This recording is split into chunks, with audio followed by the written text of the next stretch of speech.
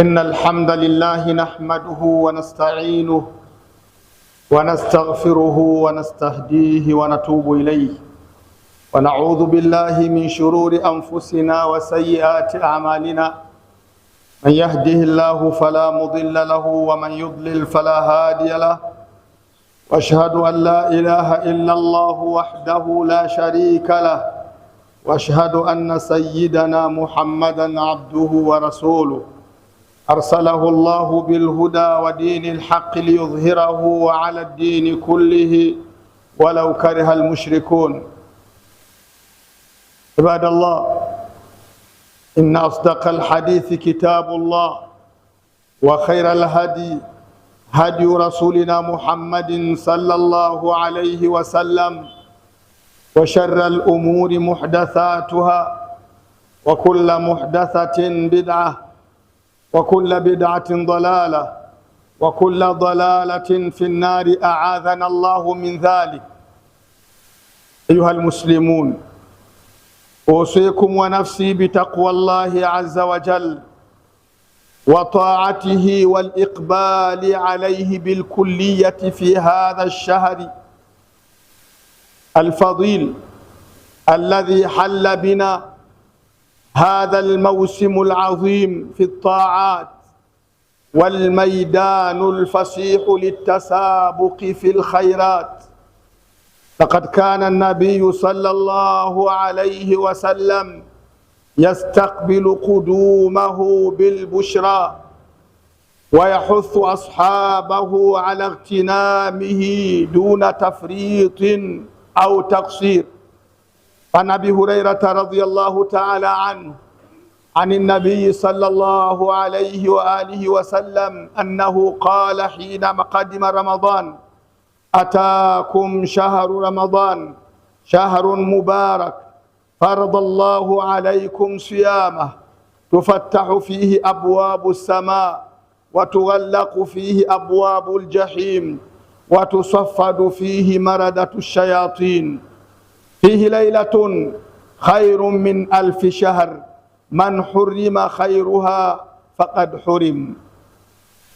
وأحاديث كثيرة في هذا المعنى تبين فضل هذا الشهر وكيف كان يستقبله سلفنا الصالح. Ndugu zangu Waislamu, nimeanza na kumshukuru Allah subhanahu wa ta'ala na kumsifu na kumtukuza na kujikinga kwake kutokana na shari ya nafsi zetu na matendo yetu mabaya. Aliyeongozwa na Allah subhanahu wa ta'ala ndiye kaongoka na hana wa kumpoteza, na ambaye Allah jalla jalaluhu amemwacha katika kupotea kwake, huyo kapotea na hana wa kumuongoza. Na shahidia nikikiri kwa moyo na kutamka kwa ulimi kwamba hapana mola anastahili kuabudiwa kwa haki isipokuwa Allah subhanahu wa ta'ala pekee, hana mshirika. Pia nakiri kwa moyo na kutamka kwa ulimi kwamba Muhammadi sallallahu alayhi wa alihi wasallam ni mja wake na ni mjumbe wake. Rehma na amani zimwendee yeye alize na maswahaba wake na Waislamu wataoigiza mwenendo wake na kufuata sunna zake hadi siku ya mwisho. Namuomba Allah subhanahu wa ta'ala mimi nanyi sote Allah tujalie kuwa miongoni mwa hao. Ndugu Waislamu, naanza kujihusia na nikikuhusieni ndugu zangu kumcha Allah subhanahu wa ta'ala. Ndio uhusia mwema ambayo Muislamu anatakiwa kila mara kumuhusia ndugu yake, kumuokopa Mwenyezi Mungu subhanahu wa ta'ala. Na kuhusieni na mimi nikijihusia tumuokope Allah subhanahu wa ta'ala, na kuhusieni na mimi nikijihusia tuweze kumtii Mwenyezi Mungu subhanahu wa ta'ala kwa kufuata maamrisho yake na kuacha makatazo yake. Na kuhusieni ndugu zangu Waislamu na mimi nikijihusia tuelekee kwa Allah samahani tuelekee kwa Allah subhanahu wa ta'ala, ukuelekea kwa haki kabisa katika mwezi huyu mtukufu. Tujielekeze kwa Allah subhanahu wa ta'ala, kujielekeza kwa haki kabisa, kusiokuwa na mashaka ndani yake katika huyu mwezi mtukufu ambao ni mwezi bora kabisa, ni nyakati na msimu wa kuyafanya mema, ni uwanja mpana wa kushindana kwa ajili ya matendo mazuri. Alikuwa Bwana Mtume sallallahu alayhi wa alihi wasallam katika nyakati kama hizi, unapoandama mwezi wa Ramadhani,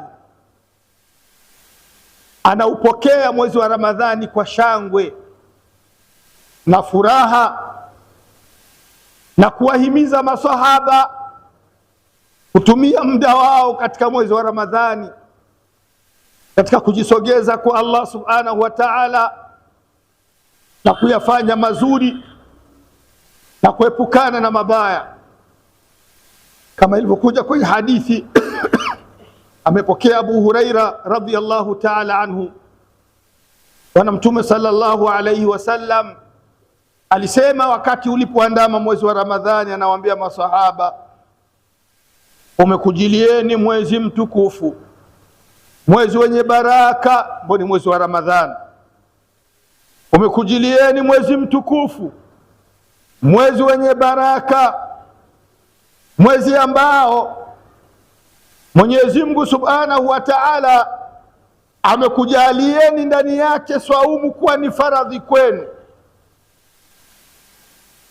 na akajalia ndani yake muwe na ibada za kisimamo za kumwabudu Allah Subhanahu wa Ta'ala. Katika mwezi huyu Mwenyezi Mungu huifungua milango ya pepo, inakuwa wazi, na huifunga milango ya moto wa Jahannam, na hufungwa pingu vigogo wenye ushawishi katika mashaitani. Na ndani ya mwezi huyu Mwenyezi Mungu Subhanahu wa Ta'ala ameweka siku moja au usiku mmoja ambao ni usiku una ubora kuliko miezi 1000, usiku wa Lailatul Qadr. Yule atenyimwa kheri za usiku huyo ndiye amepata hasara, huyo amenyimwa. Na hadithi zingine nyingi za mtume wetu Muhammad sallallahu alayhi wa alihi wasallam zikiwa na maana kama hii ya kuonyesha kufurahika kwa kuingia mwezi wa Ramadhani na kukaa na mwenye maandalizi mazuri katika kukabiliana na ibada zinazopatikana katika mwezi wa Ramadhani, na kuwahimiza masahaba kuzidi kujiandaa katika ibada mbalimbali watazozifanya katika mwezi wa Ramadhani, pasina kupuuzia au kwenda kinyume na alivyowaelekeza Mtume Muhammad sallallahu alayhi wasallam. Kwa maana hiyo, Waislamu, inamaanisha kwamba mwezi wa Ramadhani, ndugu zangu, ni msimu, ni wakati, ndugu yangu Muislamu, ukijaliwa kufikia, Allah akakuweka umefika hadi katika mwezi wa Ramadhani, umediriki neema kubwa ambayo Mwenyezi Mungu amekujalia. Kwa hivyo itumie neema hiyo kwa faida, na tumia wakati huyo kwa yale atakufaidisha mbele ya Allah Subhanahu wa Ta'ala. Ndugu zangu Waislamu, mwezi wa Ramadhani ni fursa nzuri sana ya watu kurejesha upya ahadi zao kwa Allah Subhanahu wa Ta'ala. Fursatu tajdidi al-ahdi ma Allah, ni fursa Waislamu ya kurudisha upya ahadi zetu kwa Allah Subhanahu wa Ta'ala, tukamwonyesha Mwenyezi Mungu kwamba tunakusudia kheri katika nafsi zetu, na kadiri mtu anavyoonyesha kwamba anataka kheri, ndivyo Mwenyezi Mungu Subhanahu wa Ta'ala na yeye anamrahisishia kwenye kheri hiyo. Ayuha almuslimun, ndugu zangu Waislamu, kaifa nastakbilu shahrana almubarak wa qad istakbalna, kaifa naishu. Waislamu, vipi tutaishi mwezi wetu mtukufu wa Ramadhani? Tumeshaupokea, naam, lakini tutaishije katika mwezi wa Ramadhani? Tutaishije katika mwezi wa Ramadhani? Leo ni siku ya 3 na ni jana tu mwezi wa Ramadhani tumeanza, lakini leo tunasajili siku ya 3 na ni Ijumaa ya kwanza katika mwezi huyu mtukufu wa Ramadhani. Muislamu, ajishikeje katika mwezi wa Ramadhani. Waislamu, kuna nukta kama 6 ambazo nitapenda tukumbushane au tuzinduane, ambazo Muislamu anatakiwa ajichukue katika nukta hizo ndani ya mwezi wa Ramadhani. Nukta ya kwanza Waislamu, alula hiya muhasabatu nafs. Almuhasaba an yuhasiba alinsanu nafsa muhasabatan daqiqatan ala ma madha min a'marihi wa a'malihi wa yuhasibu nafsahu lianna muhasabatahu linafsihi takhifu alayhi almuhasaba yawm alqiyamah. Qala alayhi salatu wassalam, hasibu anfusakum qabla an tuhasabu. Waislamu, la kwanza ambalo nitapenda kuwakumbusha Waislamu katika kuishi kwao mwezi huu wa Ramadhani, la kwanza ni watu tuhisabu kwanza nafsi zetu. Tuzihisabu nafsi zetu sisi wenyewe, tuzifanyie mahisabu sisi wenyewe, tuzikontrol kutokana na mwaka uliopita mzima. Control nafsi yako, yale ambayo ulianguka kwayo, yale ambayo yalikushinda katika kughafilika, bali utakuwa makini kabisa kulinda muda wako na kuuchunga na kuuhifadhi. Na ukweli wa mambo Waislamu, mtu ambaye hupata faida ya wakati ni ule aliyejua thamani ya wakati wake. Yule anayejua thamani ya wakati, basi hupata faida ya wakati huyo. Lakini ndugu zangu Waislamu, mtu asiyejua thamani ya wakati anaupoteza na hajui kipi atafanya katika huyo muda. Anafanya mambo yasiyokuwa na umuhimu wowote na yale yasiyomsaidia chochote. Muda unakatika na yeye hajafanya lolote la faida kwenye muda wake. Kwa hivyo Waislamu, jambo la pili ambalo Muislamu anatakiwa katika mwanzo huyu wa saumu ya mwezi wa Ramadhani, tajdidul azm as-sadiq ma Allahi azza wa jal, arejeshe maazimio ya kweli ndani ya nafsi yake upya pamoja na Allah, kwa kumpa ahadi ya kutopoteza muda wake, ya kutopoteza ibada zake, ya kutoghafirika na vishawishi, ya kutopuuza ibada za muhimu katika muda wake wa mwezi wa Ramadhani. Hilo ni la pili Waislamu. Utapolitekeleza, sahalallahu laka ala qadri niyatika, Mwenyezi Mungu atakupunguzia na atakurahisishia kadiri ya unavyonuia. Mtume alayhi salatu wassalam anasema, innamal a'malu binniyat, hakika matendo ya mwanadamu Mwenyezi Mungu anamrahisishia kuyatekeleza kufatana na makusudio yake. Wa innama likulli imri'in ma nawa, na kila mtu atalipwa kwenye matendo yake sawa na alivyokusudia kwenye nia yake. Waislamu, ukiwa na nia nzito, ukiwa na nia kubwa, Mwenyezi Mungu Subhanahu wa Ta'ala atajalia matunda ya matendo yako kuwa makubwa sawa na nia yako. Lakini pia ukiwa na nia dhaifu, matendo yako yatakwenda sambamba na nia yako dhaifu uliokuwa nayo. Jambo la tatu Waislamu ambalo tunamuomba Muislamu katika mwanzo huyu wa mwezi mtukufu wa Ramadhani ajikite kwalo sana, istisharu fadli siyami wal qiyami fi shahri Ramadan. Istisharu fadli siyami wal qiyami fi shahri Ramadan wa an yastathmira waqtahu fi dhalika. Ndugu zangu Waislamu, ni mtu kuhisi, kuelewa, kuzingatia. Waislamu, kuzingatia, hapana kuwa na mashaka, kuzingatia hakika rohoni mwako fadhila ambazo zimo ndani ya mwezi wa Ramadhani, sawa za saumu, sawa za ibada mbalimbali kama salatu tarawih. Zingatia kwamba haya ni mambo makubwa, ni mambo mazito. Usiyaendei kwa wewe kubabaisha, yaendee kama mtu ambaye ana uroho mkubwa kabisa wa kuyapata hayo. Mtu ambaye ana nia ya hakika asipitwi na hayo.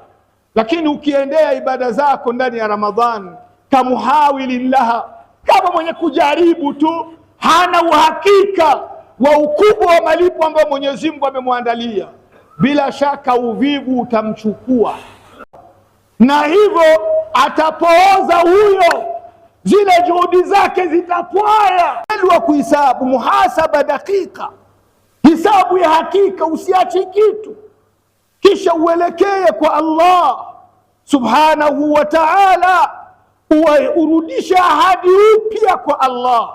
Jaddid al-ahda ma Allah baada al-muhasaba, rudisha ahadi mpya kwa Allah baada ya kuhisabu nafsi yako. Ujieleze kwamba Allah, mimi yule mja ambaye aliyefanya upungufu, yule ambaye aliyofanya haya na haya wakati fulani, nimebadili msimamo wangu hivi na kuelekea Mola wangu katika mwezi huyu wa mtukufu wa Ramadhani. Mola wangu nipokelee na unisamehe. Waislamu, unaporejelea nafsi yako mwenyewe, ukagundua makosa yako, ukagundua kasoro ulizotekeleza na kuzitenda siku zilizopita, ni ishara mojawapo itakurahisishia kujitengeneza upya na kuepuka makosa hayo katika siku za baadaye, na hilo litakusaidia kwenye hisabu mbele ya Allah subhanahu wa ta'ala. Pale ulipojihisabu mwenyewe duniani, itapunguza uzito wa hisabu yako siku ya Kiyama. Mtume wetu Muhammad sallallahu alayhi wa alihi wasallam anasema, hisabuni nafsi zenu kabla mjahisabiwa, na mziweke kwenye vipimo wenyewe kabla hazijaja kupimwa siku ya Kiyama, ambapo kuhisabiwa huko hakutofanana na kuhisabiwa kokote ambako kutafanyika duniani. Ndugu yangu Muislamu, lazima tuelekee kwa Allah subhanahu wa ta'ala katika ukweli wa kuelekea. Hilo ni la kwanza ambalo, ikiwa unataka huyu mwezi wa Ramadhani ukuletee faida katika nafsi yako, ukuletee faida katika ibada yako, ukuletee faida katika kwenda kwako kwenye kumwabudu Allah, lazima hisabu nafsi yako, ugundue pale ulipoteleza, ili ujipange katika wakati huyu namna utavyoepuka mitego unayotegwa na nafsi yako na katika mwezi huyu mtukufu wa Ramadhani. Jambo la pili, Waislamu, ambalo lazima tulirudishe ili tuweze kukabiliana ukweli katika mwezi huyu mtukufu wa Ramadhani, tajdidul azmi wa niyati sadiqa, ni kurejesha maazimio upya. Weka maazimio upya. Hapana yale uliokuwa nayo Ramadhani ikiandama nitafunga. Hapana, weka maazimio hivi sasa ya hakika, ambayo ndanimo hakutokuwa shaka, maazimio ya kukusudia ya ukweli kwamba wewe unaelekea kwa Allah, wewe unaachana na upuuzi, wewe unaendelea kwa yale yatakuridhisha mbele ya Allah subhanahu wa ta'ala. Haya maazimio, ndugu yangu Muislamu, ambayo utayafunga kwenye nafsi yako ya ukweli, yatakuwezesha kuzitumia dakika na masaa na masiku ya mwezi wa Ramadhani katika yale yatakuwa na faida na wewe, kwa sababu unapoweka maazimio ya hakika, utachunga dakika zako, utachunga masaa yako, utachunga siku zako katika mwezi wa Ramadhani, na hautopoteza muda wako kwa yale yasiyokuwa na faida, na hautopoteza muda wako katika kughafilika, bali utakuwa makini kabisa kulinda muda wako na kuuchunga na kuuhifadhi. Na ukweli wa mambo, Waislamu, mtu ambaye hupata faida ya wakati ni yule aliyejua thamani ya wakati wake. Yule anayejua thamani ya wakati, basi hupata faida ya wakati huyo. Lakini ndugu zangu Waislamu, mtu asiyejua thamani ya wakati anaupoteza. na hajui kipi atafanya katika huyo muda. Anafanya mambo yasiyokuwa na umuhimu wowote na yale yasiyomsaidia chochote. Muda unakatika na yeye hajafanya lolote la faida kwenye muda wake. Kwa hivyo Waislamu, jambo la pili ambalo Muislamu anatakiwa katika mwanzo huyu wa saumu ya mwezi wa Ramadhani, tajdidul azm as-sadiq ma Allahi azza wa jal, arejeshe maazimio ya kweli ndani ya nafsi yake upya pamoja na Allah, kwa kumpa ahadi ya kutopoteza muda wake, ya kutopoteza ibada zake, ya kutoghafirika na vishawishi, ya kutopuuza ibada za muhimu katika muda wake wa mwezi wa Ramadhani. Hilo ni la pili. Waislamu, utapolitekeleza, sahala Allahu laka ala qadri niyatika, Mwenyezi Mungu atakupunguzia na atakurahisishia kadiri ya unavyonuia. Mtume alayhi salatu wassalam anasema, innamal a'malu binniyat, hakika matendo ya mwanadamu Mwenyezi Mungu anamrahisishia kuyatekeleza kufatana na makusudio yake. Wa innama likulli imri'in ma nawa, na kila mtu atalipwa kwenye matendo yake sawa na alivyokusudia kwenye nia yake. Waislamu, ukiwa na nia nzito, ukiwa na nia kubwa, Mwenyezi Mungu Subhanahu wa Ta'ala atajalia matunda ya matendo yako kuwa makubwa sawa na nia yako. Lakini pia ukiwa na nia dhaifu, matendo yako yatakwenda sambamba na nia yako dhaifu uliokuwa nayo. Jambo la tatu, Waislamu, ambalo tunamuomba Muislamu katika mwanzo huyu wa mwezi mtukufu wa Ramadhani ajikite kwalo sana, istisharu fadli siyami wal qiyami fi shahri Ramadan, istisharu fadli siyami wal qiyami fi shahri Ramadan wa an yastathmira waqtahu fi dhalika.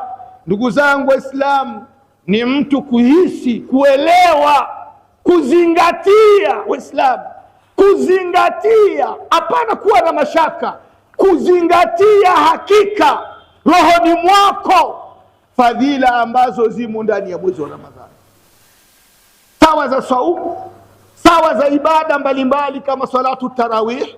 Zingatia kwamba haya ni mambo makubwa, ni mambo mazito. Usiyaendei kwa wewe kubabaisha, yaendee kama mtu ambaye ana uroho mkubwa kabisa wa kuyapata hayo, mtu ambaye ana nia ya hakika, asipitwi na hayo.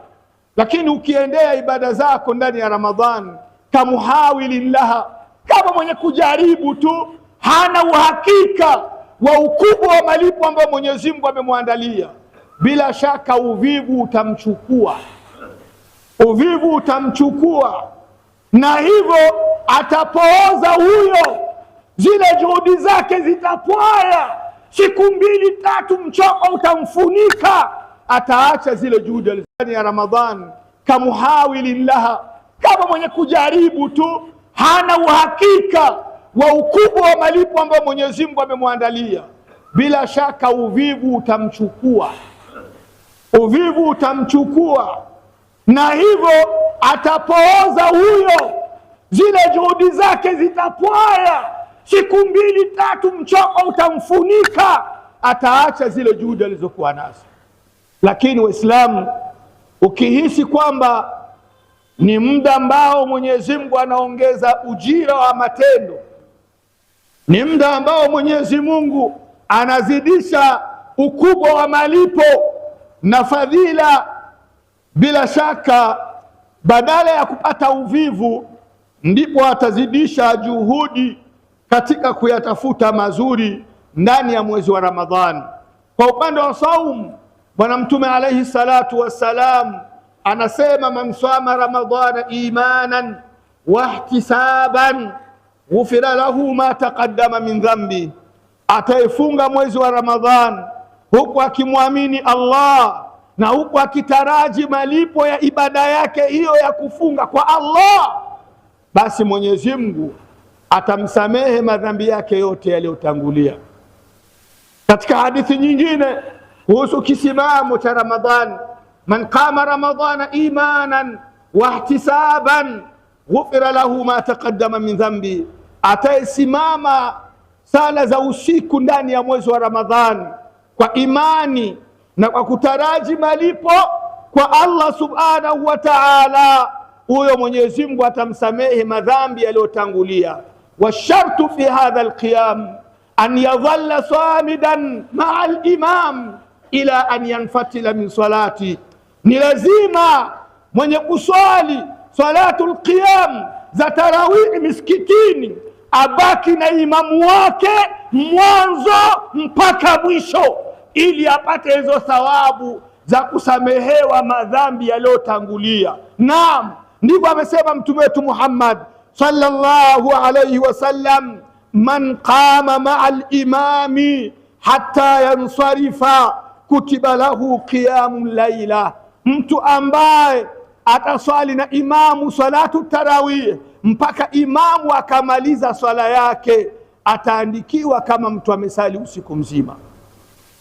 Waislamu, jambo la kuumiza sana na kushangaza wakati mwingine ni kuwaona baadhi ya Waislamu wallahi katika mwezi wa Ramadhani, huyu mwezi ambao unwani yake na adresi yake kubwa baada ya salatul isha ni zile salatu tarawih ambazo Waislamu wanasali misikitini, kinyume na siku za kawaida watu wanasali sala hizo kwa jamaa misikitini.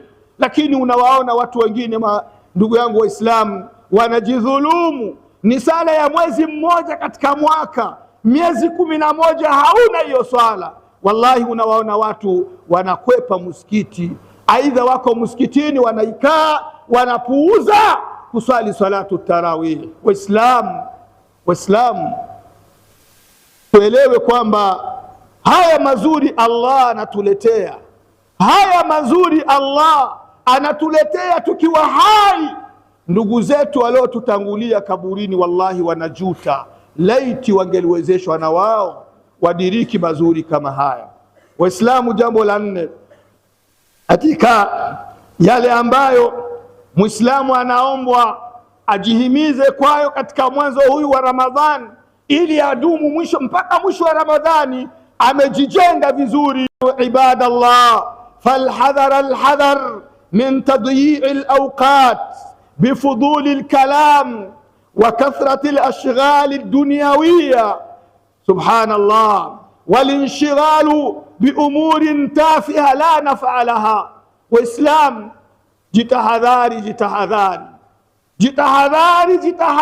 katika mwezi wa Ramadhani kupoteza muda. Jitahadhari katika mwezi wa Ramadhani kupoteza muda. Wallahi unadhulumia nafsi yako, wallahi unaidhulumu nafsi yako. Jitahadhari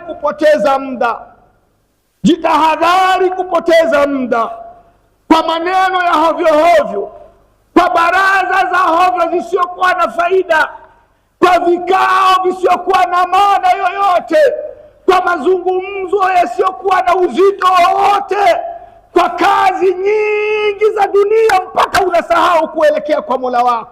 Jitahadhari Waislamu, tafuta muda wako katika mwezi wa Ramadhani, umpe Allah. Ni masaa 720 mwezi mzima wa Ramadhani, masaa machache sana ambayo wewe ndugu yangu Muislamu, ikiwa utatumia masaa hayo yote ukayaharibu bila faida yoyote, yatakutoka. Waislamu, leo jana saa 24 zimekwisha na juzi 24 zimekwisha, saa 48 zimekwisha, leo tayari yamekwisha katika takriban katika masaa 24. Leo hii tuna karibu saa 6:30 au saa 7, tumebakisha nusu ya mchana ili tumalize saa za siku ya 3 ya mwezi wa Ramadhani, ambayo yatakuwa tayari yameendelea kwa masaa takriban 70 na yamekatika.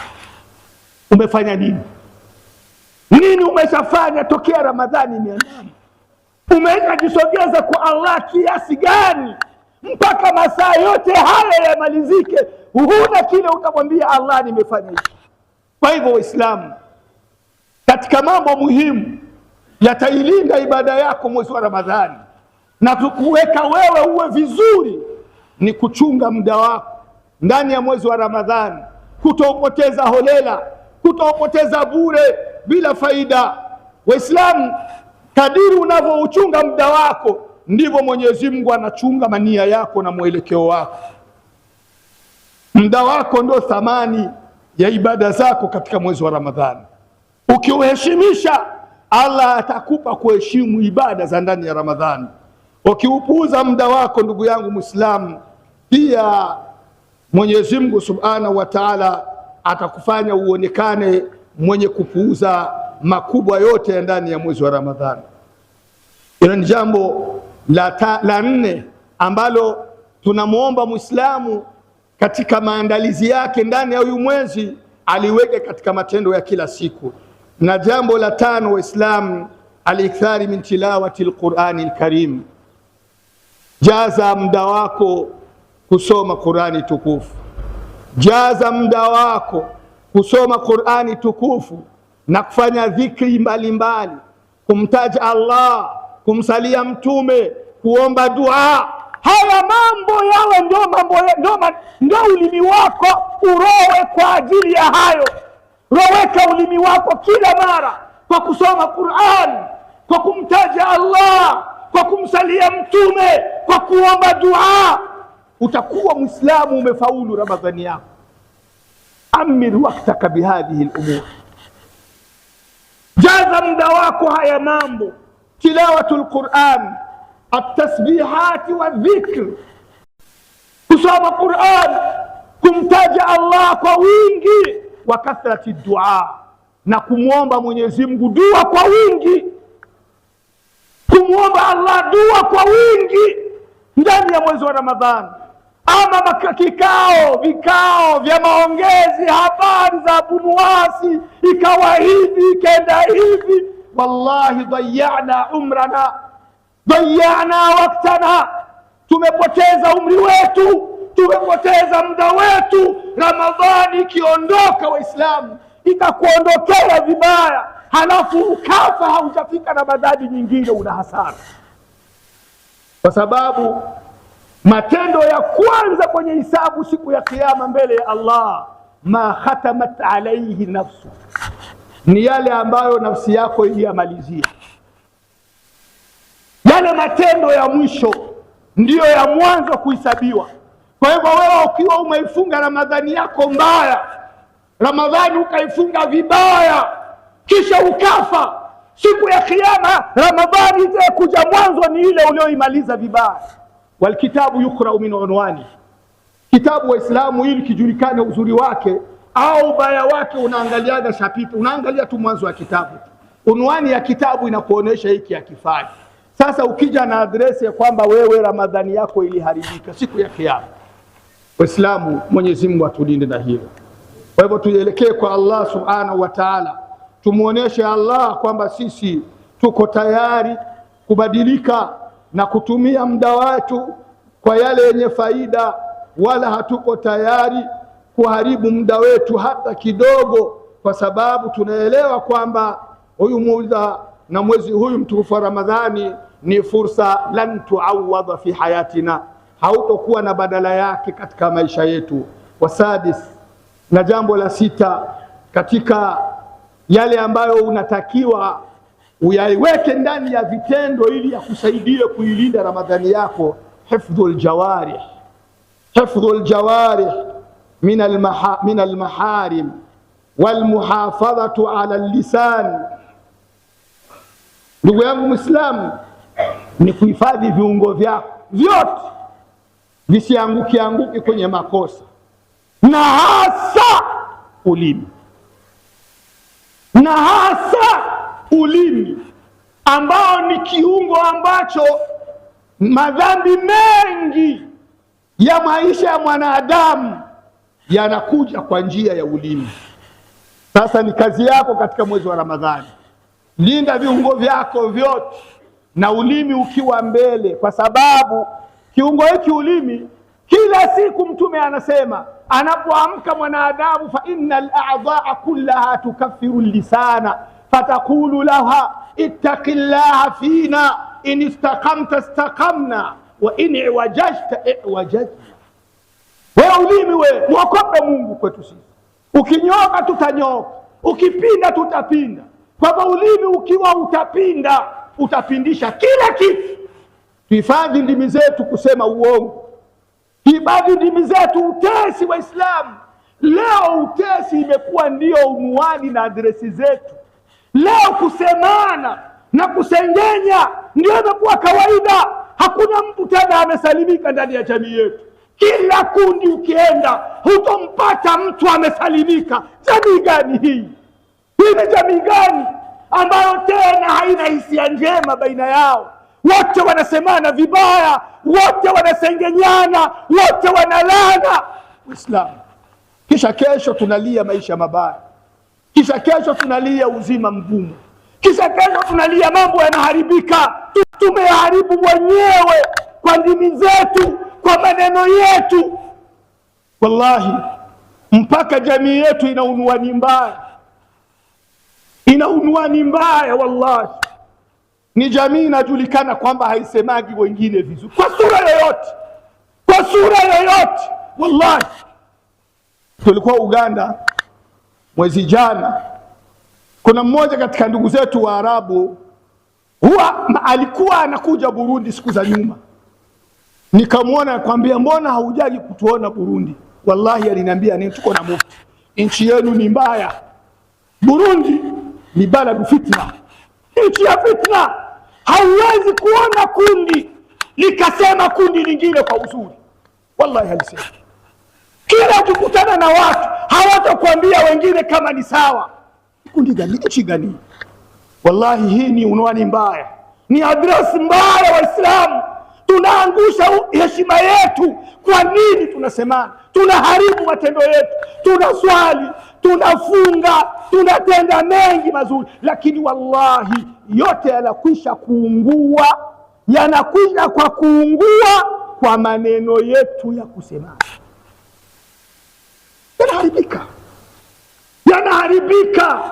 Kwa hivyo linda ulimi wako. Ukichunga ulimi wako wakati wa saumu, na ndio madrasa. Saumu ya Ramadhani imeitwa kwamba ni madrasa kwa sababu inakuja kukuzoeza wewe kile kitu ambacho ulikuwa una uzito nacho, lakini ulazimika kukifanya kwa kutaka saumu yako iongoke, kisha upatie mafunzo, uzoee moja kwa moja. Kwa hivyo Mtume alayhi salatu wassalam anasema, man lam yada qawla zuri wala amala bihi falaysa lillahi haja fi an yada ta'amahu wa sharaba. Mtu ambaye hakuacha kusema uongo na kutumia uongo kwenye mambo yake, Allah hana shida huyo mtu kujizuia kula na kunywa. Kwa hivyo katika mambo muhimu ambayo yatafanya wewe ulinde ibada zako ndani ya mwezi wa Ramadhani na ufunge vizuri, ni wewe kujilinda na ulimi wa kusema sema mambo ya watu, kuwataja watu, kuwasengenya watu, pia na yale mambo yanayekuja rohoni ya husda na chuki, kuweka mifundo kwa watu. Unamkuta mtu anasali na anamfundwa na ndugu yake, sababu hakuna, sababu hakuna. Ikiwa Mtume alayhi salatu wassalam alionyesha kwenye hadithi kwamba kuna watu matendo yao hayaendi mbinguni mpaka wamalize matatizo yao, wewe unafunga Ramadhani na una mifundo rohoni, unadhani ibada itazidi kilele cha kichwa chako? Haizidi. Allah tustiri. Na la mwisho Waislamu, la sita, kama tulivyosema, katika mambo ambayo Muislamu anatakiwa, la saba, al-iktharu min al-a'mali salihah, ni kuzidisha matendo madogo madogo mazuri, yale matendo ambayo yamo ndani yake kusaidia, sadaqat, kutoa sadaka, taftiri saimin, kuwafuturisha wenye kufunga, muwasati muhtajin, kuwasaidia watu wana shida. Ukipata kitu unasaidia, na wewe unachangia kuwa unwani nzuri ya kuwafurahisha wenzako Waislamu, kama Mwenyezi Mungu anakupa uwezo.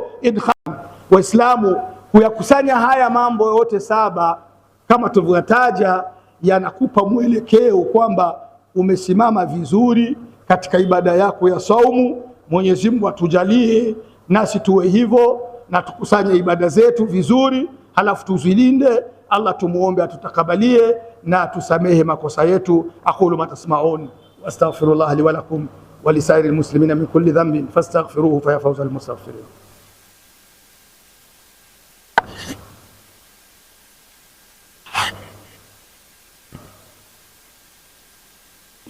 Alhamdulillahi hamdan shakirin wa sallallahu wa sallam wa baraka ala rasulihil amin sayyidina Muhammad wa ala alihi wa sahbihi ajma'in wa man ihtada bihadihi wastanna bisunnatihi ila yaumiddin. Amma ba'd. Ayuha almuslimun, inna shahra ramadan hiya fursatun la tu'awwadu fi hayati linsan. Mwezi wa Ramadhani Waislamu ni fursa, ni opportunity Mungu anakupa. Wallahi, ukipoteza usifikiri kwamba utapata badala yake tena, utopata. Kwa hivyo ndugu yangu Muislamu, itumie hiyo fursa isikutoke. Ni madrasa mwezi wa Ramadhani ya kujinoa kwenye mengi ambayo walikuwa hauyawezi. Kama ulikuwa unashindwa kuwa na uchamungu wa nje ambapo hauonekani mbele ya watu, basi saumu ya Ramadhani itakusaidia kutafuta uchamungu. Naam, uliacha baadhi ya mambo mazuri mazuri, uliacha chakula chako cha ladha, uliacha starehe nyumbani kwako kwa mke wako, na hakuna yeyote anayekuziwia wala yeyote ambaye anakuchungulia ukiwa ndani, lakini kukumwokopa Allah ulifanya hayo, ukamwokopa Mwenyezi Mungu Subhanahu wa Ta'ala. Ni kama umejifunza namna utavomwokopa Allah kwa siri. Hilo liendelee hata baada ya Ramadhani. Utapokuwa mahala pakando mwenyewe, jambo la kumkosea Allah liokope kama ulivyookopa kula mchana mwezi wa Ramadhani na ukiwa peke yako chumbani. Itakuwa ni masomo tayari umeyapata kwenye mwezi wa Ramadhani, yatakusaidia kwenye maisha. Ulipopata uchungu wa kiu cha maji au njaa au uzito ulioupata tumboni kwako baada ya kusaumu, ukahisi uzito ambao anaupata yule mwenye kuumwa na njaa, akikulilia, akikuomba, una hali ya kumsaidia. Ulikwisha soma kwenye Ramadhani ikusaidie kukumbuka hali ya huyo, uone kwamba kweli yale ni maisha magumu, uweze kumsaidia. Kwa hivyo mwezi wa Ramadhani ni madrasa kwa njia zote, ni masomo. Allah alituletea kiwango cha mwezi mmoja ili tuweze kusoma namna ya kuweza kuishi mwaka wetu mzima, ili tunamwokopa Allah Subhanahu wa Ta'ala. Na ndio maana masahaba wa Mtume Muhammad na waliokuwa baada yao matabi'in kanu yasaluna Allah an yuballighahum Ramadhana qablahu bi nisfi am. Walikuwa wanamuomba Mwenyezi Mungu awafikishe mwezi wa Ramadhani kwa miezi takriban nusu ya mwaka. Wakishafunga mwezi wa Ramadhani, yasaluna Allah alqabula ba'da as-siyami nisfa amin akhar. Kisha wanakaa baada ya kufikia mwezi wa Ramadhani wakasaumu, wanamuomba Mwenyezi Mungu awakubalie yale walioyafanya baada ya saumu nusu ya mwaka nyingine, wakaishi umri wao wote. Ndoto ya Ramadhani haikosi kichwani mwao. Nusu ya mwaka wanaomba waingie Ramadhani, na nusu ya mwaka wanalia kwa Allah wakubaliwe yaliyopita katika mwezi wa Ramadhani. Hivyo ni kwa sababu walitaka lile fundisho la Ramadhani liendelee kuwa somo kwenye maisha yao ya kila siku. Na sisi Mwenyezi Mungu atujalie hivyo. Ala wasallu ala alhadi albashir kama amarakum bidhalika latiful khabir. Qala ta'ala inna Allaha wa malaikatahu yusalluna ala an-nabi ya ayyuhalladhina amanu sallu alayhi wa sallimu taslima. Amtithalan li amri Allahi azza wa jalla wa hubban bi rasulihi naqulu Allahumma salli ala Muhammad wa ala ali Muhammadin kama sallaita ala Ibrahim wa ala ali Ibrahim وبارك على محمد وعلى آل محمد كما باركت على إبراهيم وعلى آل إبراهيم إنك حميد مجيد. وارض اللهم عن أربعة خلفاء رسول الله صلى الله عليه وسلم وهم أبو بكر وعمر وعثمان وعلي، وعن 6 من العشرة المبشرين بالجنة، وعن جميع الصحابة والتابعين وتابعيهم بإحسان إلى يوم الدين، واجعلنا معهم بمنك وكرمك وإحسانك يا أكرم الأكرمين. اللهم أعز الإسلام والمسلمين واحمي حوزة الدين يا رب العالمين، وأذل الشرك والمشركين ودمر أعداء الدين وانصر عبادك الموحدين يا رب العالمين. ربنا آتنا في الدنيا حسنة وفي الآخرة حسنة وقنا عذاب النار. ربنا لا تزغ قلوبنا بعد إذ هديتنا وهب لنا من لدنك رحمة إنك أنت الوهاب. ربنا تقبل منا صيامنا يا رب العالمين، وتقبل منا قيامنا يا رب العالمين في هذا الشهر الفضيل. اللهم ربنا اجعلنا من المقبولين في شهر رمضان، واجعلنا من عتقاء النار فيه يا رب العالمين. ربنا آت أنفسنا تقواها وزكها أنت خير من زكاها أنت وليها ومولاها برحمتك يا أرحم الراحمين. عباد الله، إن الله يأمر بالعدل والإحسان وإيتاء ذي القربى وينهى عن الفحشاء والمنكر والبغي يعظكم لعلكم تذكرون. فاذكروا الله العظيم يذكركم واشكروه على نعمه يزدكم ولذكر الله أكبر والله يعلم ما تصنعون.